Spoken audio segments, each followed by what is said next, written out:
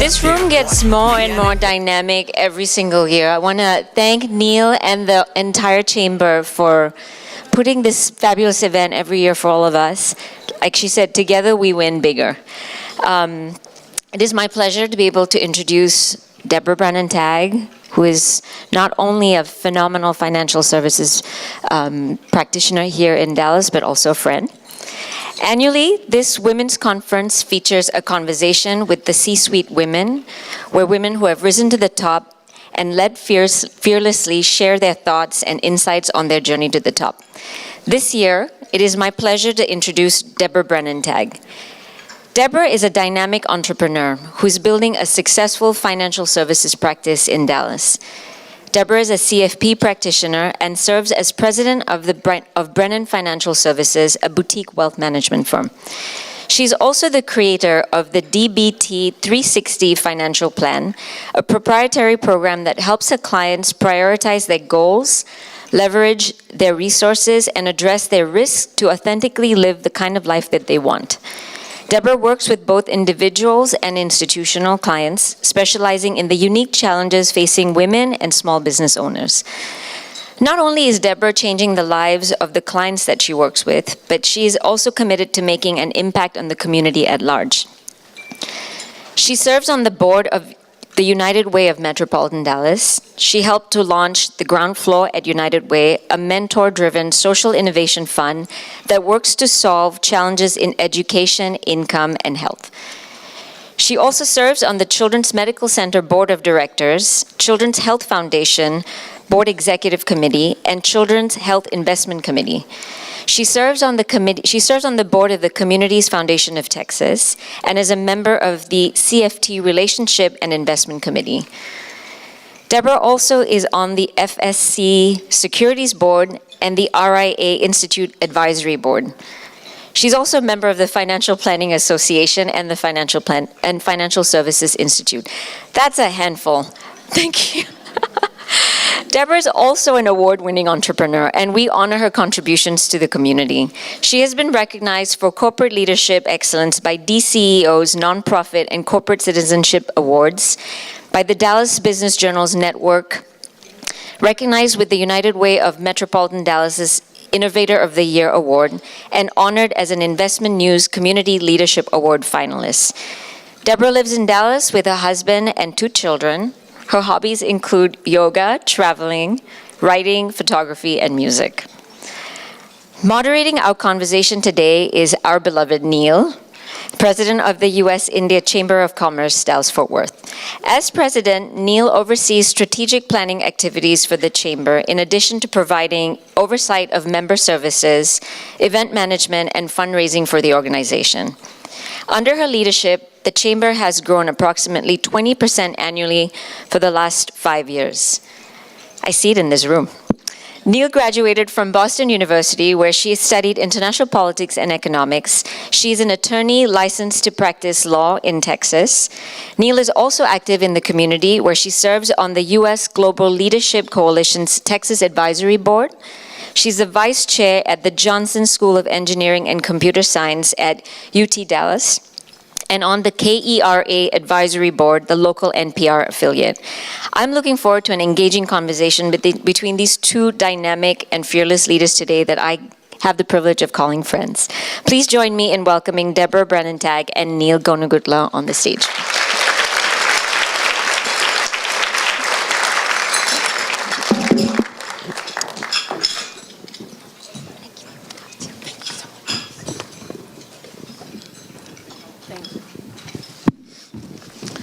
Well, good morning, or good afternoon. Good afternoon.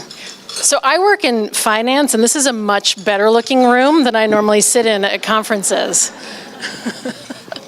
It is a beautiful room. We're so glad you could all join us today.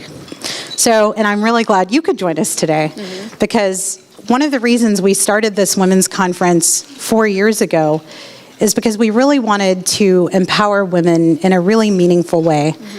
And financial empowerment is a big part of that. And I know I've had that conversation before. I don't know where Sushma Malhotra is in the room, but we've talked about that before as well. And this is just such an important part of being fully empowered as an individual, being in control of your finances, and in some way, feeling a little bit more in control of your destiny. And so I'm absolutely delighted that we can actually have a conversation about financial independence and just finance in general, and maybe we can glean some lessons from your experience, both being someone who is financially independent and then also someone who works with women to become financially independent as well. So I'm very excited about this conversation, and I'm really glad you were able to join us today. So to get started, I was really intrigued by something you told me, which is that you didn't actually start your career in finance coming out of college. You actually took a completely different route and then made your way back to finance at some point later in your career. Talk about that. So I did. I was always the straight A kid growing up and did everything right and checked all the boxes and everything. And so I was getting to the end of my college career knowing that I would eventually come into the family business. And I thought, if I go right from straight A kid into the family business, I'm probably going to have a nervous breakdown at some point. And so one of my friends was moving to Los Angeles so that she could become an actress. And I decided to move with her. I had absolutely no idea what I was going to do there. I loved the music industry, and I thought, well, that can't be that hard. And so I moved to Los Angeles. I worked at Express for all of 3 weeks because I did not sell enough socks to match the shirts. And then luckily got a job as a publicist in the music industry, did some independent publicity for a while, and then I went and worked at a record label. And I did that for 4 or 5 years.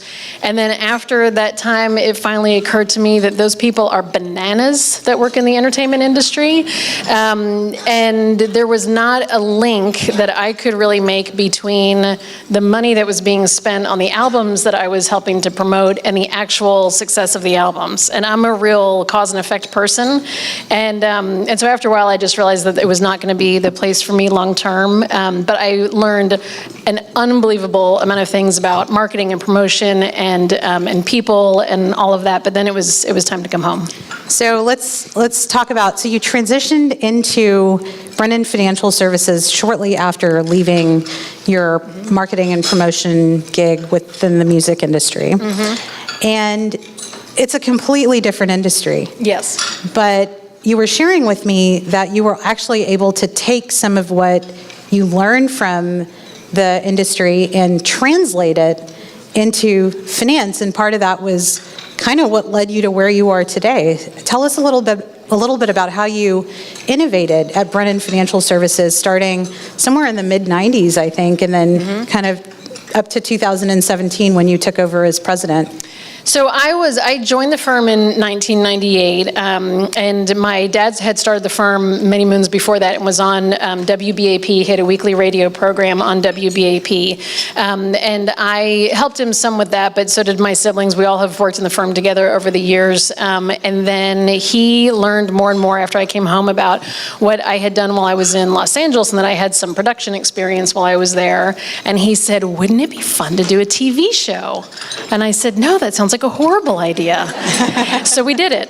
And so we had a live weekly call-in TV show on WFAA for 2 years. Not one, but 2 of my pregnancies were featured on television, so that was lovely. We have all the CDs to prove it. And so we did that for a couple of years, and really there was nobody else in our family that had that kind of production experience, so if I had not been there to be able to do it, then we would not have done that. It was a great learning experience.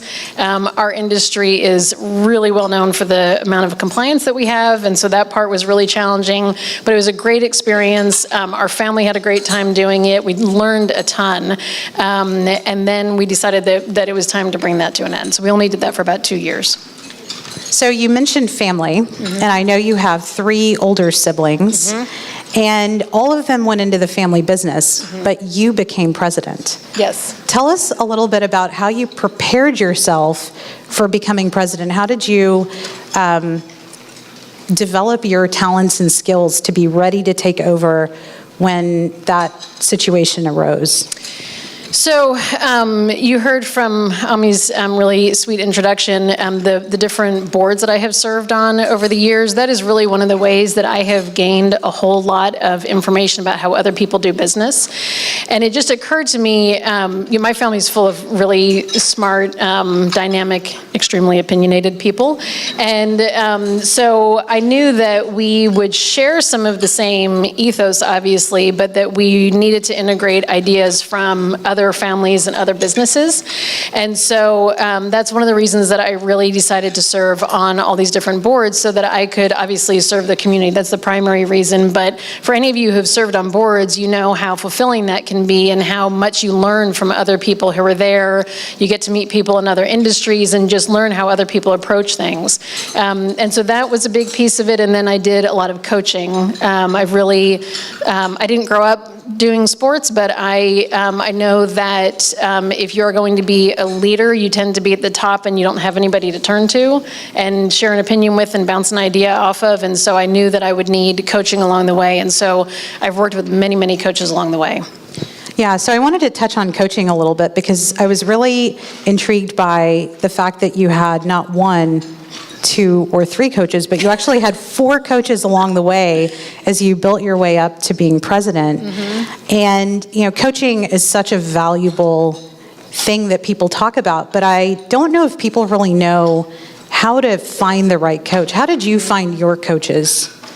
So I've probably been working with coaches for at least 10 years now. And the first coaching program that I worked with was called Strategic Coach, and they tend to work with entrepreneurs, so you may be familiar with them here in the room. And they work with lots of entrepreneurs at one time, and they just give you the skills to be able to figure out what it's like to be an entrepreneur, the things that we all deal with at the same time. I think every entrepreneur thinks, oh, my business is so hard. You don't understand how hard my business is. Well, we all have those problems. They just look different. So I knew that I needed to figure out a way to get into a growth pattern. I was very much in a cycle. I think part of it was I had young kids and, I was on boards and I was busy at work and I just couldn't feel like I could get ahead with anything. So Strategic Coach was the very first one that I went to, and they basically kind of just gave me the understanding that it is hard to be an entrepreneur. You are wearing lots of hats and you do need help. So that was the first one that I went to. There was a lot of travel involved with that coaching program, so I didn't do that for very long. But then I realized that I needed some operational help with the way that I was running my practice. And so there was a financial planning coaching system that was similar to Strategic Coach, but very specific to my financial planning practice. So I went to them for maybe a year and a half, and got a lot of operational pieces under my belt. And then the next thing that I did was to work with Vistage. And Vistage is a peer-to-peer coaching group. And in all of these coaching systems, it was very, very male. So I'm a little male also. So that was okay with me, but there wasn't, none of it ever felt like somebody was talking to me about what I needed. So there were things that I was learning along the way, certainly, but it was very much set up in mostly a male environment. And so I knew that I still had not hit on what I needed. Last year we were working on some messaging for our practice, and my dad passed away in 2017, which is how I wound up taking over as president of the company. And so we had gone through the operational transition of taking some of his clients over and so on. And so we were looking to reposition the practice into how I want to grow it going forward. So we worked with somebody who handled communication last year, and this year I'm working with somebody who is, he helps to take entrepreneurs from the level they've been at for a long time into the level, an exponential growth level that they want to get to. So he's tough. But it's been something along the way. At every point in time, it's been something that I needed at that time. And then I would get to the end of it and I would say, okay, I'm kind of done with that, and what else do I need? And I would take some time and kind of take stock of what I needed next. I think we have some coaches in the room. Do we have some coaches in the room? You raise your hands and stand up. Sorry. Great. Find these That's people great. afterwards. Look at all these coaches in the room. It's wonderful. So if you feel like coaching may be right for you, this may be an opportunity for you to connect with one of these women. So going back to boards, you shared something with me that I thought was very interesting. You said you were in a board meeting and you were making great, very salient points about whatever the issue was at hand on the agenda. And whenever the chairperson of the board would circle back to your point, he would actually attribute your point to the man sitting next to you. Can you believe that? So, there are a lot of women in the room, and I know you shared that some of your clients feel the same way, who feel like they are overworked and underpaid, and you've come up with the solution for that. What is that solution? Well, I think that women really need to negotiate more on their own behalf. I have been thinking about this for a long, long time and doing lots of research on why women keep feeling the same way that we are feeling, and as far as what you were just saying, feeling like we're overworked, underpaid, maybe we're not getting exactly where we want to be. Additionally, in what I do for a living, we work with men and women. Obviously, we work with a lot of families still where the man is the lead in the financial decision making. But what we have found is that women want to be just as involved, they just may not know how to get there. And we also have done a lot of research on women's success with money. So in our industry, there's tons of writing about, women are gonna live longer and you're not gonna make as much money as the men, so life is gonna be super hard for you, and kind of pat the women on the head and go, sorry. And that's the end of that.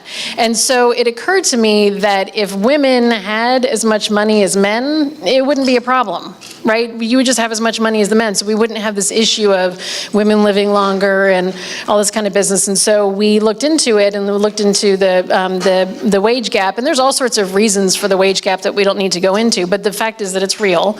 And so what we are doing now is trying to educate women how to negotiate for themselves, because it is my theory, and this is just a sweeping generalization, so forgive me for a moment, but I think that men negotiate for themselves much more often than women do, at least of my age and older. It might be different for younger women in a newer generation, but we just weren't really taught to do that.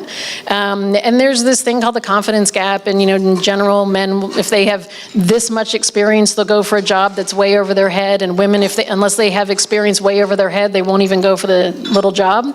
And so we have really started talking to women about negotiating on their own behalf to make sure that they get the opportunities that are there for them.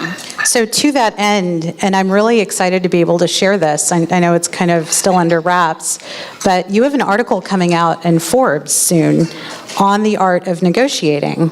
And you share some very interesting key takeaways in there on what women or anybody really can do to negotiate better. Do you want to share those? Are you okay with sharing those? Oh, yeah. You guys want the sneak peek? So I'm not a negotiation expert. We had a panel a couple years ago and brought in some actual negotiation experts who shared with a group of women that we had there about negotiation skills. So these are just the key takeaways that I think are really easy for everybody to apply.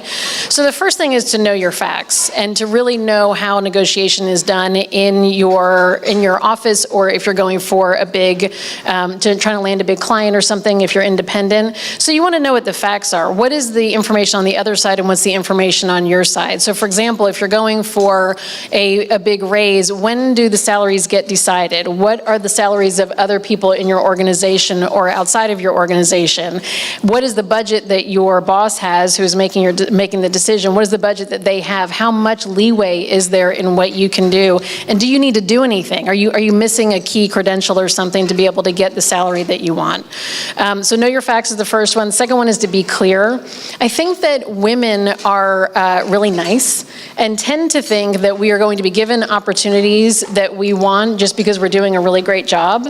And we need to be really clear on what we want, why we want it, how we want it delivered, and what that will mean to the company. So not only what will it mean for us, but then what will it mean for the company. So if you can be really, really clear in what you're asking for and what the benefit is, that's going to go a long way towards your negotiation.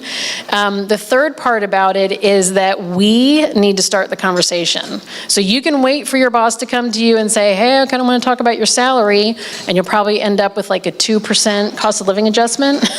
But if you really want to make a leap in your salary, you need to start the conversation. So there's this concept called anchoring. If you've ever thought about an anchor on a boat, you throw the anchor overboard and the anchor goes down and then the boat just kind of hangs out over the top. You want to anchor the conversation where you want it to go. So if you want a 20% increase in your salary, you need to go anchor the conversation there, or else, again, you'll probably expect something less than that. And then the fourth part about it, which was really difficult for me to accept, but this was from somebody who helped teach our group about negotiation and is a man. And he said, I said, well, what happens if they just say no? I mean, what do you do if they just say no? And he said, no is just the beginning of yes. And I was like, what? And he said, yeah, he said, if I say I want something and they say no, now I know what the rules of the game are. The game is played in between those two places. And I think that, I mean, my gut reaction before he taught me that was to say, okay, well, I mean, they said no, I guess this is not an opportunity. And he said, oh yeah, no, we just need to figure out then where in between there are we going to meet in the middle? Is it closer to his side or closer to my side? And with that though, if you're in a situation where you feel like you just cannot get ahead, just for whatever reason, maybe you work someplace where they have a limited budget, or you are just not qualified to move up and you don't want to do those things, then you do have to consider the fact that you may need to leave and go someplace else to get an opportunity that you're looking for. So we really try to motivate people to ask for salary increases because it means something in their lives. So when we do financial planning, we really consider it to be life planning. And so we want people to think about why are you even working? How much money do you really need to create the happiness that you want to create in your life? So we really want to motivate people that if you have tried, you've put the best effort in to negotiate and you can't get there, you may consider having to actually leave. And then the last part of it that we all need to link arms together as women is if you ask for a salary raise, you get it, but they say, you're going to need to do X, Y, and Z. You really have to go do X, Y, and Z, because for the sake of all of us, we need to make sure that when we get some sort of an opportunity, if somebody is going to give you an opportunity or help to mentor you or something, that we can all spread the love by just being fantastic at what we do then. But by the looks of this room, I don't think that's a problem. So I love that point. No is the beginning of yes. And I can actually attest to the fact that Debra is here because no is the beginning of yes. And it's true. She is good. So just to share a quick anecdote, as we plan our programs, somebody told me earlier this year, they did quick calculations and they said, we host about 60 speakers a year in some form or fashion at all of our events.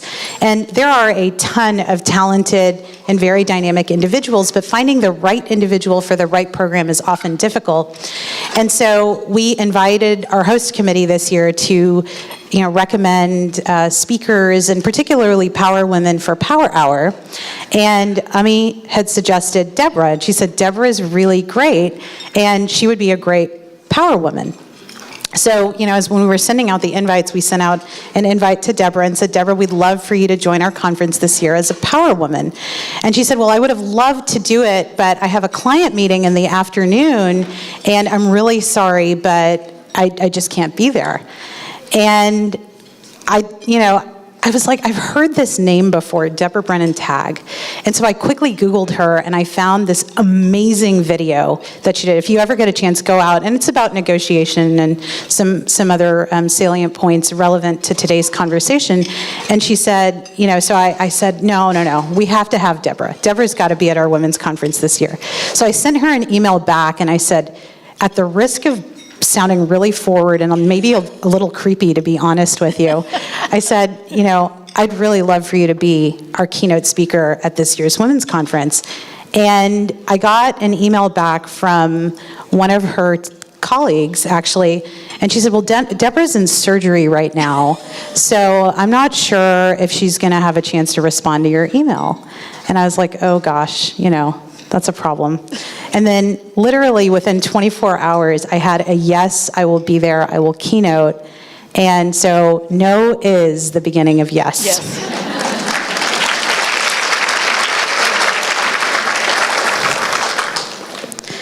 So I want to go back to talking a little bit about some trends we've been seeing. And I know when you and I spoke first, we both had happened upon the same Wall Street Journal article about women in the workplace. And that and the Forbes article that you shared with me highlighted some unfortunate trends, I think, that are happening. So 2018 was actually a peak year for women CEOs at Fortune 1000 companies. So there has been a decline in 2019 and again in 2020 of women running major corporations.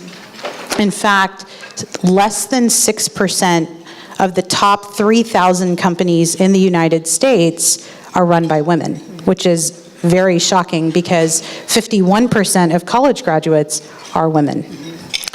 So one of the things that we were talking about is the fact that the women that do make it to the C-suite are actually there by a fluke. And that a lot of these people don't have a clear path to the C-suite the way that many men do. And the Wall Street Journal article talked about how part of the reason that women don't have a clear path to the C-suite is because they don't take on profit and loss responsibilities early on in their career. Can you talk a little bit about that? Is that something you see as well in your work with your clients? Well, I do. I mean, you know, it's interesting. You kind of wonder why things don't change, right? I mean, there are lots of things, there are lots of ways that women are advancing, like you're talking about with education. And then there are lots of ways that women are not advancing, like what you're talking about. Like in our industry, we've been 75% male forever. And that's just not budging. It's a fabulous career, and there are just not a lot of women coming to it.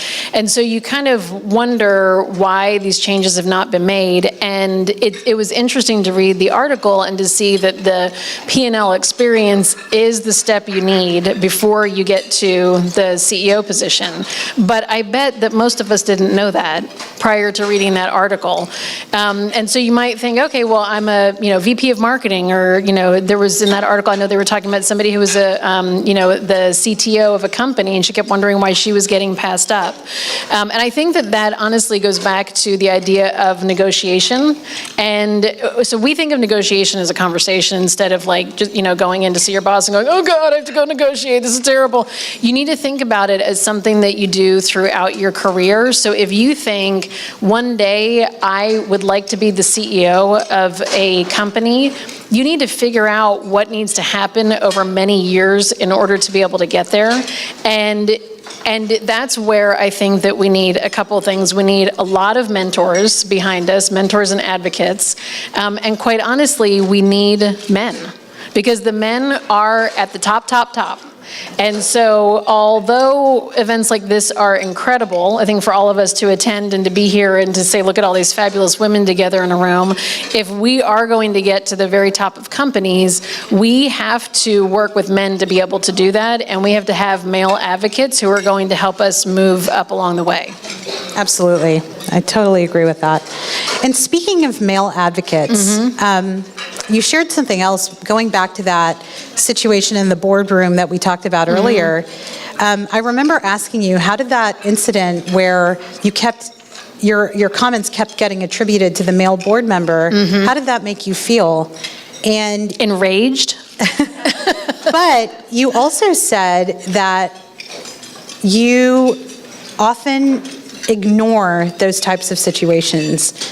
And you mentioned that you try to see things positively. And I wanted to ask you, I mean, why and how has that impacted you? Or what do you do in those situations? I mean, in that one you kind of ignored it and moved on, but have you ever had to deal with those, and what have you done? Yeah, I mean, it's interesting to me. So I am so fortunate that I basically grew up professionally in a firm with my family, because my dad, obviously adored me and had my back, as he did with all my siblings, and my brothers have always been wonderful, and I have a very supportive husband, and so I have always, I because I've not spent a lot of time in the corporate environment, I haven't had to deal with that very much. But when I was in that particular boardroom and had that happen to me a number of times over a number of meetings, I just kept thinking, oh my gosh, this is what people talk about. This is what women talk about, where they'll be sitting in a corporate boardroom and their comments will get glossed over, or they'll just be, everyone will think that, oh, it's the men with all the good points in the room.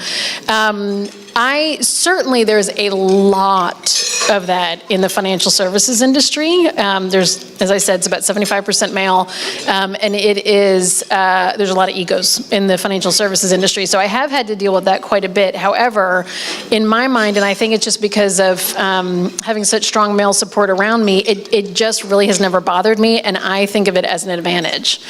So in our industry, as I have a 20-year experience as a financial services professional, but I'm 47, so I'm kind of a unicorn. I'm female and 47 with a 20-year history.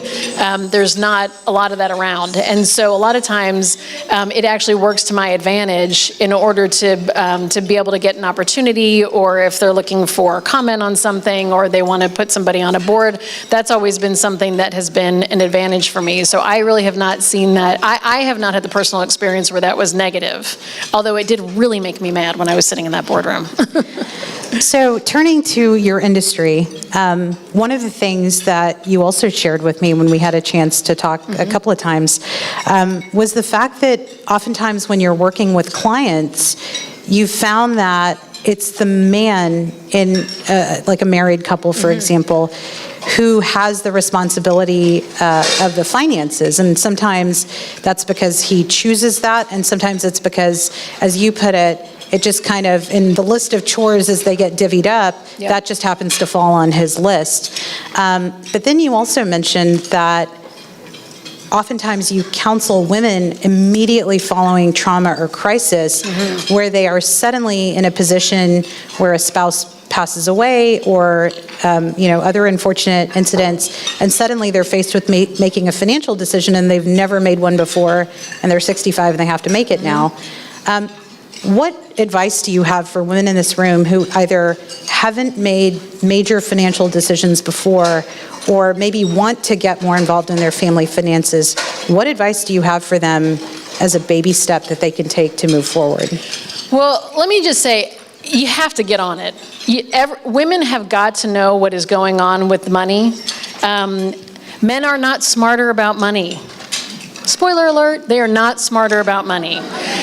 They will take it on their chore list. So I always joke that, men, they have to take out the trash, clean up any dead critters in the backyard, and handle the finances. But it's not because they know any more than us.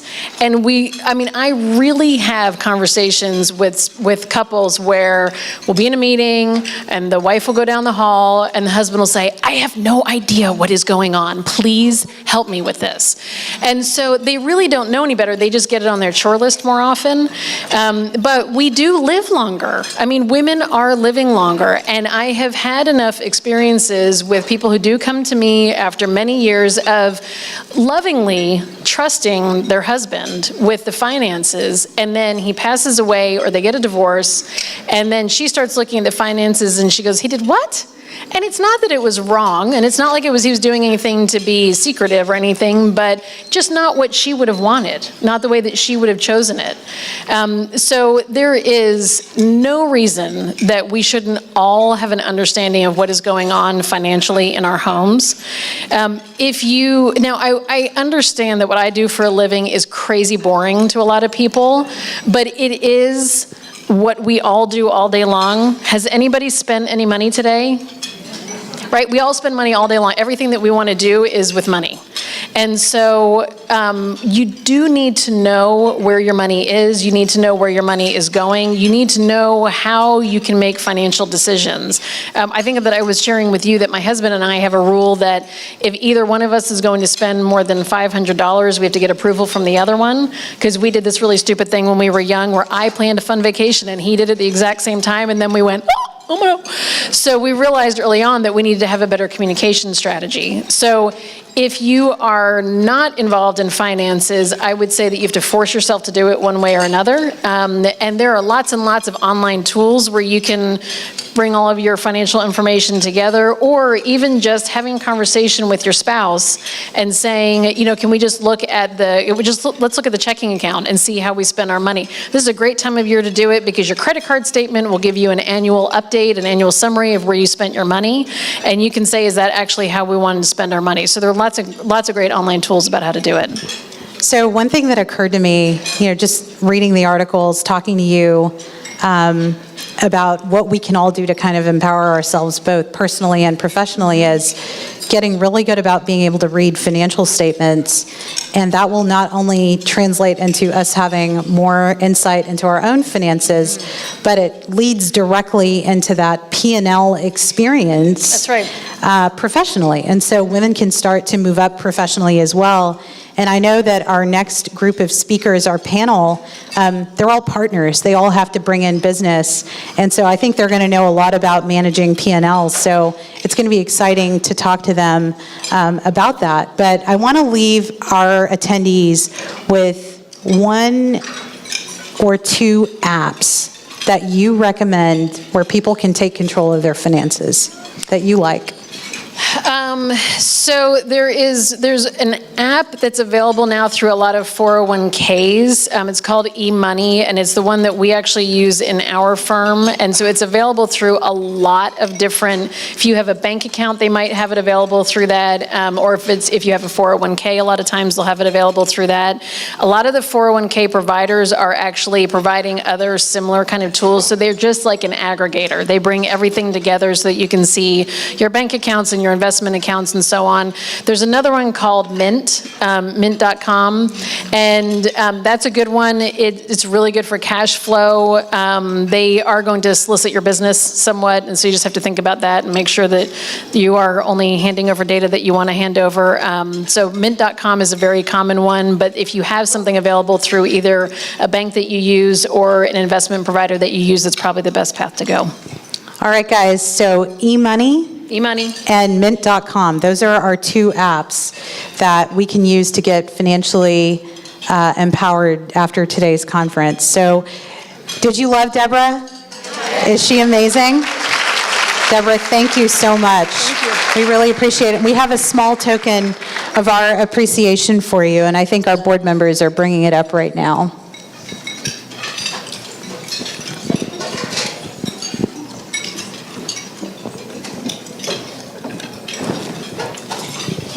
Let's give Debra a big round of applause.